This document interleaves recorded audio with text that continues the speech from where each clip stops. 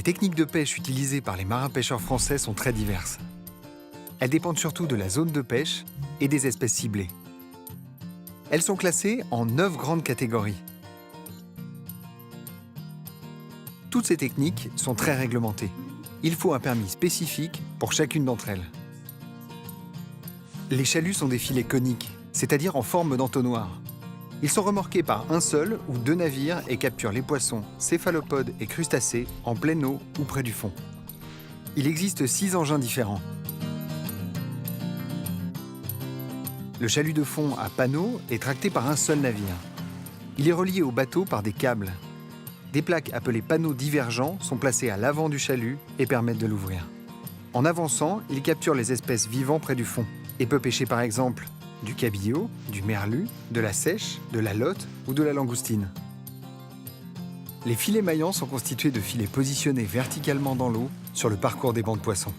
Le maillage du filet est adapté à la taille et à l'espèce recherchée. Il permet de sélectionner ce que l'on souhaite, laissant les poissons trop petits ou non ciblés s'échapper. Il existe 5 sortes de filets maillants. Le filet maillant calé est plutôt positionné vers le fond de l'eau, fixé par des ancres étendues verticalement grâce à des bouées. Le pêcheur vient régulièrement relever son filet pour récupérer les poissons pris dans les mailles. Il peut notamment pêcher de la lotte, de la raie, de la sole, du maquereau ou du bar. Les filets tournants ou soulevés sont des filets dont les formes sont très diversifiées. Ils capturent les poissons en encerclant les bancs ou en les piégeant par en dessous. Il en existe 4 sortes. La seine coulissante, ou bolinche, est un filet encerclant conçu pour la capture des poissons pélagiques, c'est-à-dire qui nagent entre 2 eaux. Elle est mise à l'eau en tournant autour du banc de poissons. Une coulisse permet de fermer la partie inférieure. La poche est rétrécie au fur et à mesure, puis le poisson est embarqué à bord avec une grande épuisette. Elle permet notamment de capturer du bar, de la dorade, du maquereau, de la sardine ou du thon. Les lignes et les palangres sont des techniques basées sur la présence d'hameçons. Elles peuvent être fixées ou traînées par un navire. Des appâts sont attachés aux hameçons et permettent de capturer les poissons. Ces techniques de pêche permettent d'avoir un poisson de très bonne qualité, car généralement il sort de l'eau vivant. Il existe 5 techniques de pêche à la ligne. La palangre dérivante est une ligne sur laquelle sont accrochés des hameçons. Elle est mise à l'eau entre 2 bouées. Le pêcheur la relève très régulièrement pour récupérer les poissons capturés, comme le bar, le lieu jaune ou le merlu. Les seines sont des filets qui encerclent le poisson. Il s'agit d'une technique de pêche appelée dormante, car la seine n'est pas tractée. Elles peuvent être manœuvrées par un ou plusieurs bateaux. Il existe 4 types de seines. La seine danoise est un filet formé de 2 ailes et d'une poche. Les ailes encerclent le banc de poissons sur le fond au moyen de câbles tenus par des bouées. Les poissons sont ensuite rabattus dans la poche, entre les câbles qui se resserrent progressivement. La seine est alors remontée à bord du bateau.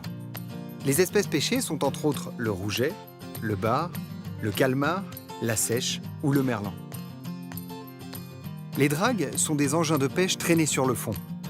Elles sont constituées d'une poche en filet ou en anneau métallique fixé sur une armature rigide. Il en existe 3 types.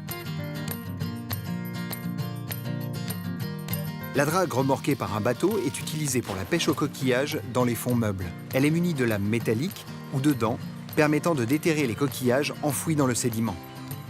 Les espèces concernées sont la coquille Saint-Jacques ou la palourde. Les casiers, ou nasses, sont des pièges déposés sur les fonds marins.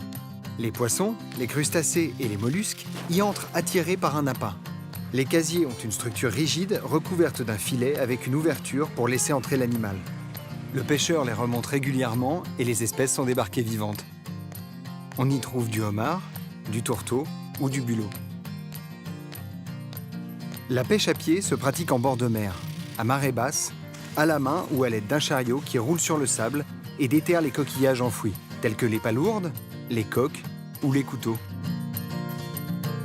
La pêche en plongée se pratique sur les côtes bretonnes et en Méditerranée. Les pêcheurs sont munis de bouteilles d'oxygène et partent ainsi à la recherche de coquillages, comme la coquille Saint-Jacques ou la palourde. Il existe de nombreux projets de recherche amenant scientifiques et pêcheurs à collaborer afin d'améliorer la sélectivité, d'aller vers des économies d'énergie et de mieux connaître les espèces. Pour une pêche plus durable et plus responsable.